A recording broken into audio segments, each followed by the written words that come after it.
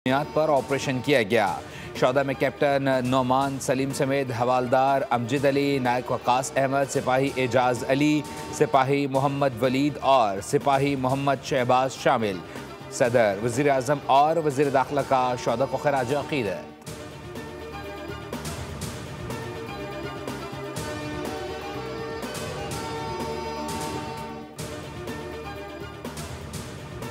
अफवाज पाकिस्तान ने field marshal Asim Munir की क़यादत में 4 दिन में दुश्मन को सबक सिखाया। जंग के दौरान तुर्की की क़यादत एक चट्टान की तरह पाकिस्तान के साथ खड़ी रही।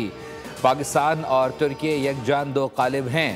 वज़ीर आज़म शहबाज शरीफ का तकरीब से खिताब, कहा दोनों ममालिक मौशी, तज़व्वुराती और दिफ़ाई ताउन में आगे बढ़ रहे हैं। इस्लामाबाद में तुर्की और पाकिस्तान के परचम लहरा रहे हैं। हमारे दिल तुर्क बहन भाइयों के साथ धड़कते हैं।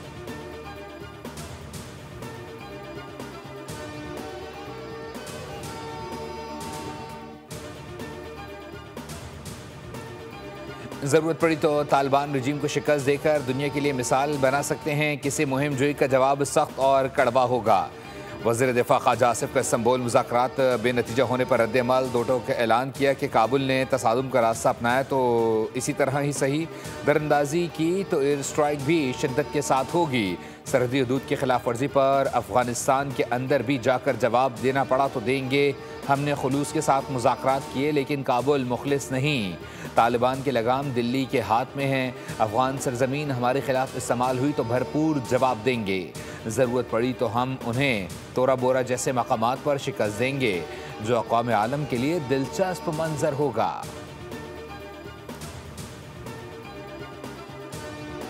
और अफगानिस्तान के साथ मुज़ाकरात नाकाम। पाकिस्तान का दहशतगर्दों और उनके हामियों को ख़त्म करने के लिए कार्रवाइयाँ जारी रखने का ऐलान।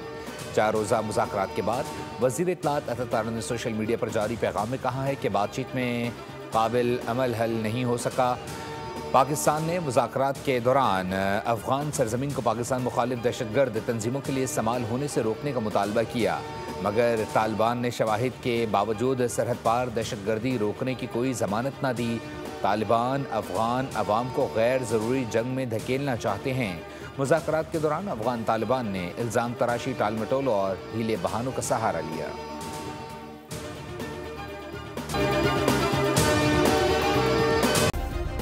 सब्सक्राइब करें और बेल दबाएं ताकि कोई खबर रह न जाए।